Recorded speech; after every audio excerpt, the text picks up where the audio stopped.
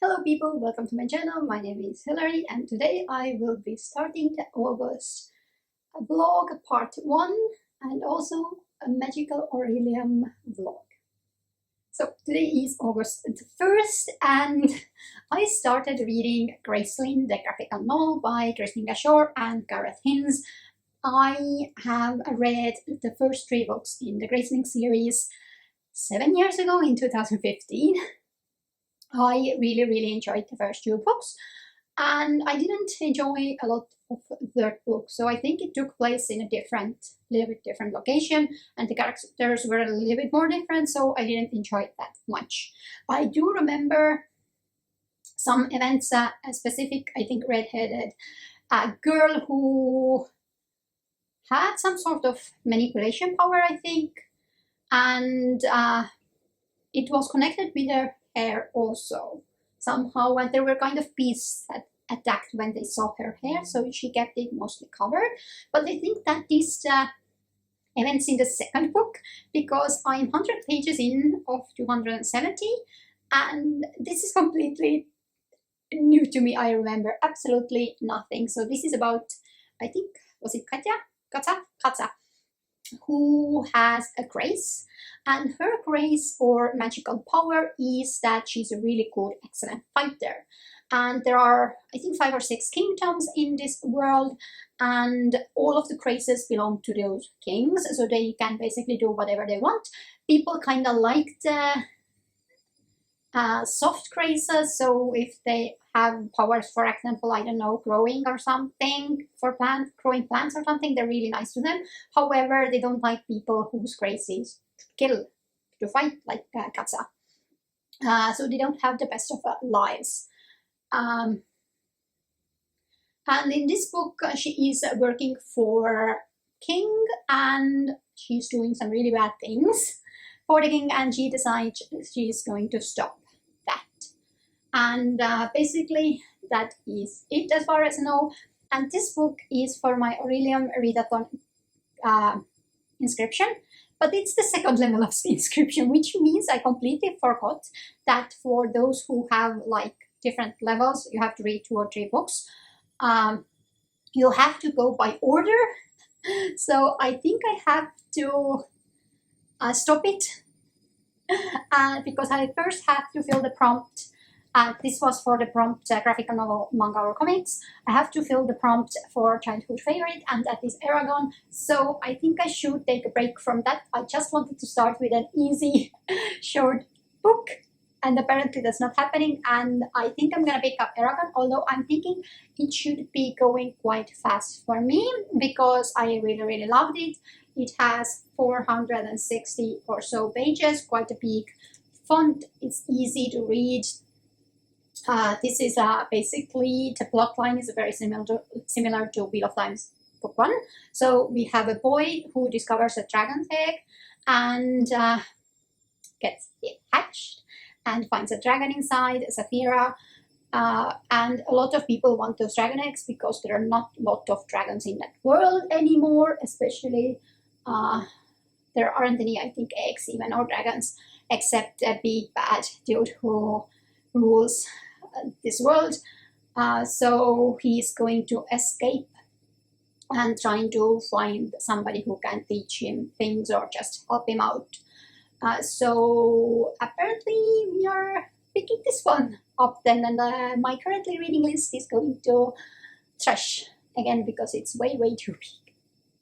But if I'm finishing that, I think I should be finishing this also really fast. Maybe I'm like simultaneously studying for both subjects, you know, just to get it really well prepared. But I think that's about it. So I'm gonna come back when I have a little bit gotten into Eragon. I am still also currently reading Dune for my special vlog. That should be going up in the middle of August, I think. I have 200 pages left, so if I'm taking tonight or tomorrow for a little bit of reading of that also, so I should finish that one quite easily. I do have a conference this week actually for 2 weeks, but most of the sessions I'm interested are in this week, so I will be doing some little bit late work days also. And the weekend again is quite busy for me with events. We have a food and wine festival we want to visit, and also a birthday party for my relative. That is a retro sports party, so maybe I'll get a clip of my outfit or something if I don't forget about that. But yeah, I'll come back when I have read something, and then we'll see how I'm going. So I'm about 150 pages or so into Eragon out of 400, so let's call it 1/3 read. And first, it's really fun to reread it. I have read the first book a lot of times when I was younger. I think mostly during high school years or so, so that is about 15 years ago. So I think, I'm not sure, I even can't remember when it was published, 2005. So end of basic school, 9th grade or somewhere there. I have read the last book only once, I think, and I honestly can't remember anything of that. But I think I said it's quite fun to reread it. I know it wasn't just Wheel of Times and Lord of the Rings that it got inspiration from. Other books also, but I haven't read those. So for me, the Lord of the Rings and Wheel of Time inspiration is very, let's take the same things that those books had. For example, with Lord of the Rings, we have elves. It says in the beginning of the book that they came from another distant land to this land that brought the magic with them. Also, we have the evil king Calpatorix and his 12 followers, that is like Sauron and his little minions. Although the number 12 and 13 were quite popular in the olden times, the numbers, so it might be that also. And for the Wheel of Times, the beginning events are very, very similar. So we have a boy who lives with his not actual father, and they live in a near tiny village. This sequestered is separated from the rest of the world, and then they have an event and they're waiting for merchants, and for some reason there is a battle and their home is kind of destroyed. The father figure is wounded really badly and he has to leave this village for some reason. And also from this one reminds me a lot of the storyteller in the Wheel of Times, who he isn't quite what he seems. So for me, the beginning events are very, very, very similar. So it was really kind of a little bit weird, but also quite enjoyable to read it. From the storyteller with who Aragorn is traveling here, I don't think I figured out who he was quite early in the books, but honestly there's like really big hints thrown at me about who he actually is.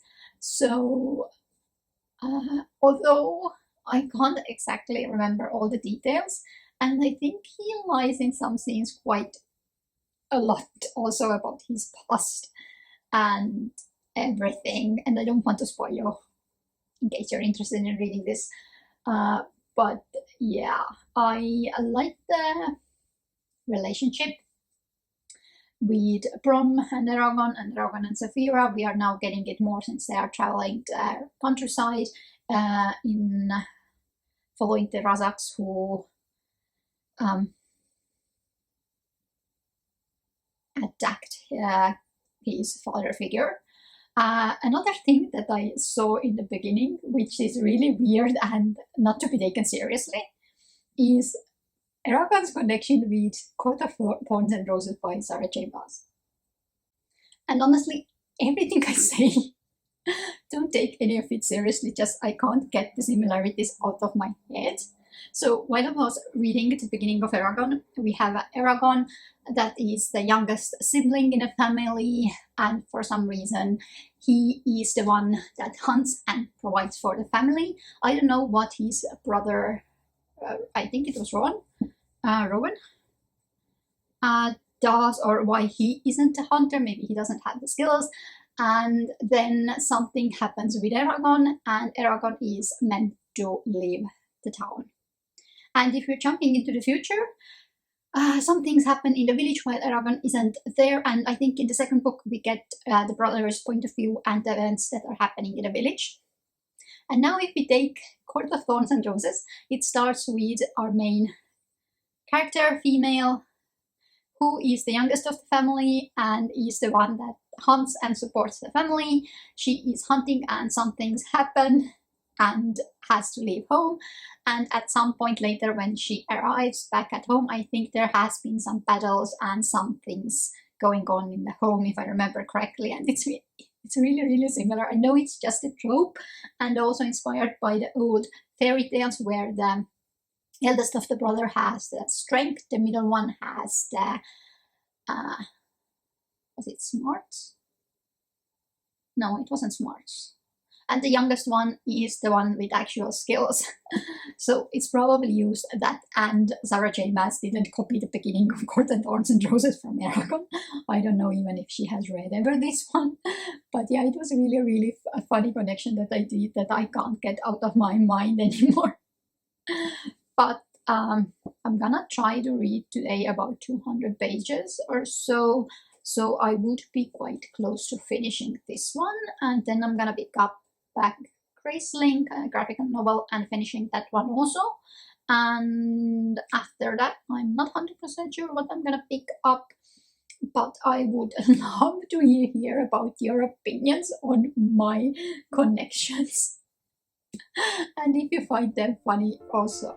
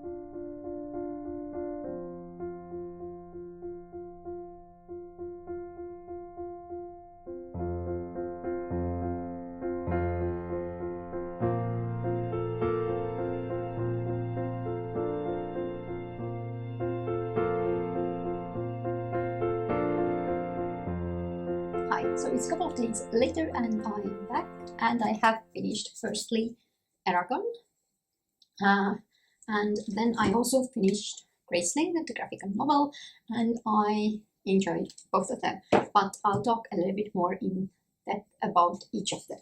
So first, Aragon, it was an old favorite, and rereading it, it was a lot of fun. I remember the plot and the characters and most of things that happened in the first and probably second book quite well. So it was a really nice, fun read. I did want to mention a couple of things.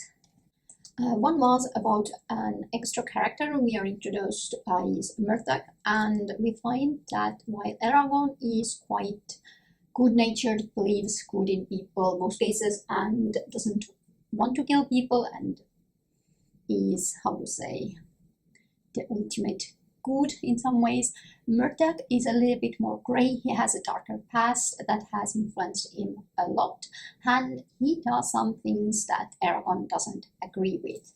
And I love there is this chapter here around 340 pages, chapter called Escaping Through the Valley, and basically Murtagh did something bad, and Aragon and Saphira the dragon are talking about it, and it is about whether Murtagh did the right thing or not by killing somebody, and whether Aragon could have stopped it, should he have stopped it, what would it have changed. But also Saphira says, make clear to yourself what this event taught you about Murtagh, and then forgive him. And if you can't forgive him, then at least try to forget that he didn't want to hurt you. You're still alive, or something along those lines. And I really, really liked that chapter. So in conclusion, Aragon is a really, really different book. If you compare YA with this YA with other YAs, because I think when it was written, YA wasn't quite defined yet. So there were just children and adult, and also I think because Christopher Bolini gotten a lot of inspiration from epic high adult fantasies. It has a very similar way it's constructed. The plot lines are similar. The pace is quite slow. That was in the older ones, The Wheel of Time, Lord of the Rings, The Dragon Riders, and so on. But I love the details of this world. One of the reasons why I really loved was that I could insert, after reading 1 or 2 books, I could insert myself into that world, and I still have a really good idea how it works and how can I change the events, whether I'm the main character or an extra character. And yes, I loved it, and that is also the reason why I love Throne of Glass by Sarah J. Maas. But if we compare this one with Throne of Glass and Sarah J. Maas, or Shadow and Bone trilogy by Leigh Bardugo, I also love that this isn't as involved, or the plot isn't most part about the romance. There is a romance in here in this whole cycle of books, but it isn't the main focus of so much plot that so many of today's YA books have it. And that is another reason why I do want to read some older YA/children fantasy books from 2000s. So for the Graceling, the graphical novel, I think I mostly enjoyed it. I'll show you some of the scenes from early on, so hopefully you can see this. This gives an idea about this book, and I also wanted to highlight some of the scenery, so you can also see where we can see this beautiful forest and not spoil too much for you. Maybe this one would be a good to show you more details, but this is about Katza, who has a grace. So I think I gave an overview about early in the video, who has a grace of fighting, and she is an excellent fighter. However, the kings of this world aren't always the best. He gets involved with another character, Poe, who has also a grace, and they travel to Monsey, or in the country on the general, to find out who captured Poe's grandfather and who is behind that. And through this, they meet another princess of Mondsee called Bitterblue, and the third book concentrates on the Graceling book series, concentrates on Bitterblue after the events of this book, and also I think the third and fourth are more concentrated in people from Bitterblue's country. I think that gives a good enough overview about the whole series without spoiling too much. I liked the general story. The graphical art is okay, although I do prefer a little bit more detailed and finessed one like Monstrous did have, but it was quite good. The plot itself, I think, is okay. The ending was a little bit rushed, and also there wasn't enough tension for me. And also the romance in the story, I didn't find it very believable at the beginning of how they got together and professed their love. But I was okay with it at the end. However, my biggest minus for this book is that I didn't feel the same love that I know I really loved and gave to Graceling first two books when I read them in the beginning of 2000s or somewhere in the middle of 2000s.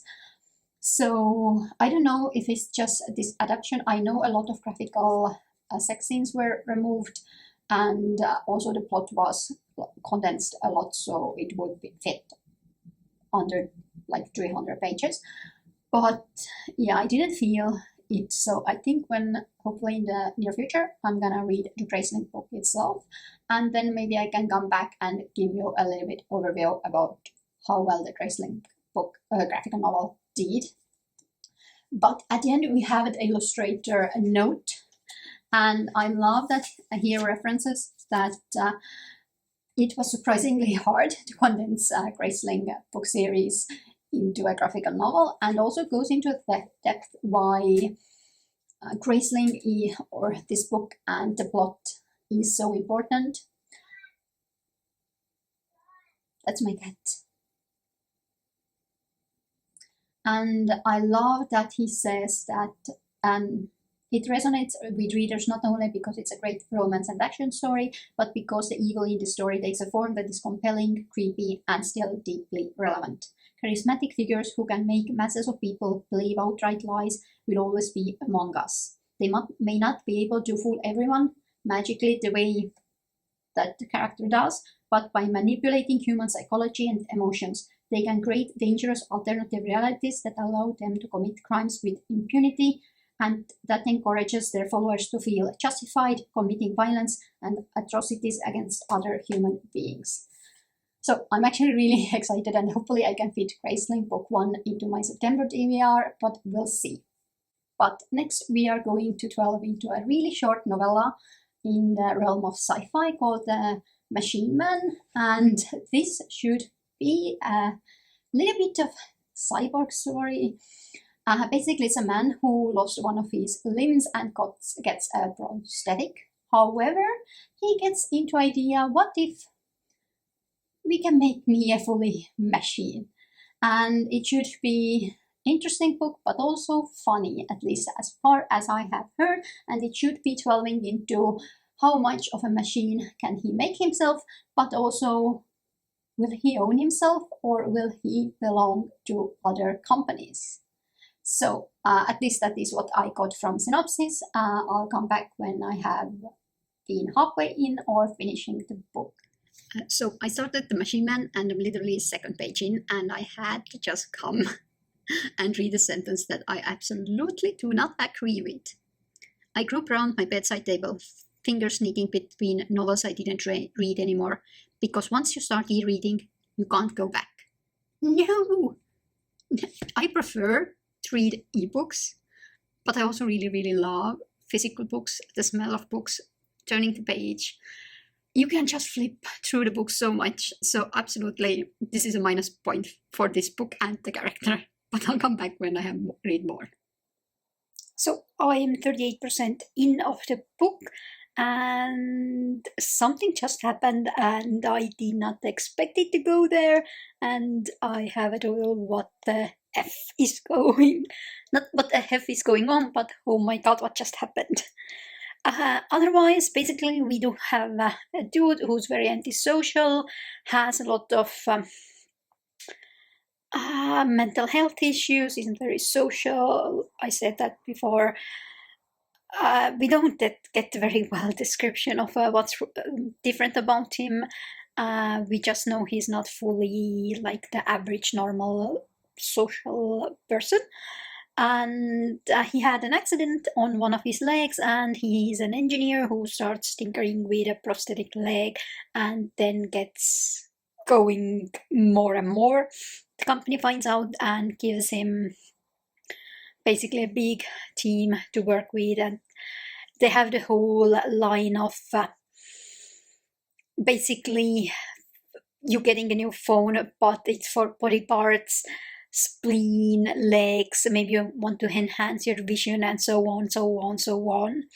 And we can see now how probably evil, I'm guessing, the company is, and taking the main character as a property more than actually a human being and being its own person and rights and everything else. And that was also mentioned in the synopsis of the book.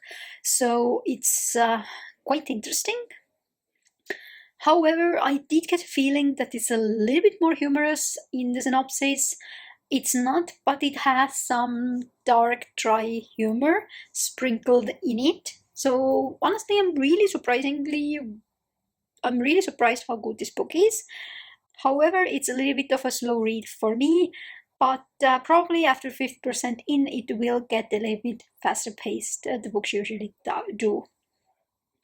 As you can see, I can barely form sentences, so I'll be back at some point. Hi, so I'm back at work and I just finished The Machine Man by Max Berry, and I give it 4 stars. This was quite a new science fiction story for me, so it concentrated more on science fiction and technology than what I have read before, so I think that little bit boosted it up, but also I was very questionable on what I should give it, what stars. After the halfway in, I got really annoyed by the characters, and I think that was part of the humor in the book, that the characters were really stupid in a way, so, and with one-track mind. So our main character did something, snap decision, quite affecting a lot of things, and then he tried to deal with that decision. However, all the rest of the decisions he made weren't the greatest either, so I think that was the humorous side. And also I think one thing it did touch, but maybe didn't go as much depth because it's a very short book, I think a novel, like 185 pages, is that if you're doing advances in technology, how much humanity should be in there. For example, things you should do, you should try, or you shouldn't do, and shouldn't I try. And the ethics of everything, it touches that, which I kind of like, but I would have enjoyed if it went into more depths, but we saw that.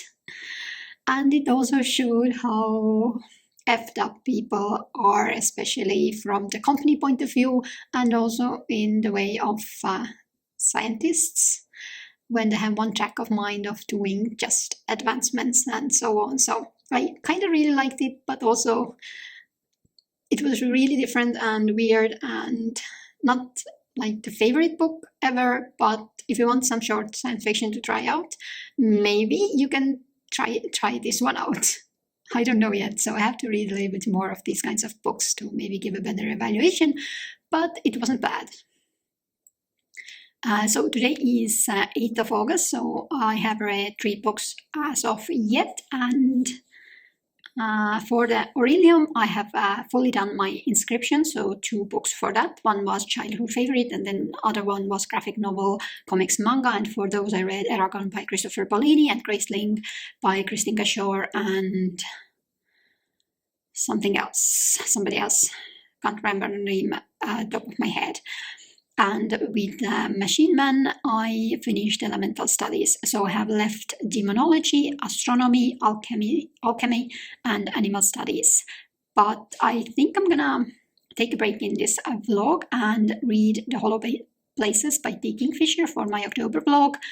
But that book does cover the astronomy, and that is the letter L in the title. So I'll just give a very 2 words update on at some point. And after that, I'm not sure if I'm gonna pick up another T. Kingfisher or I'm coming back and reading something that I can vlog more or talk about more in this vlog. It depends on how long it will take me. I am audiobooking it, but honestly I have no idea how long it should take.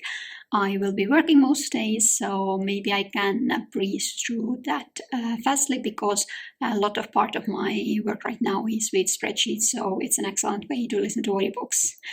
But I think that's about it, so I'm gonna go and start The Hollow Places, and I'll come back when I have any solid information about that book and the next time reading. So I started The Wicked Deep, and I am honestly really enjoying it.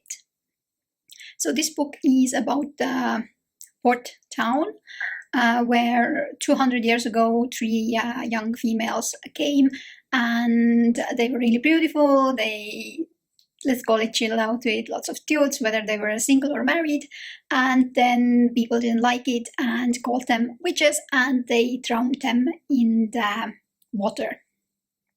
And now each year in the summer they start with a siren call to call 3 young girls into the waters, and they will inhabit their bodies, and then they will go and drown usually 3 males, young ones.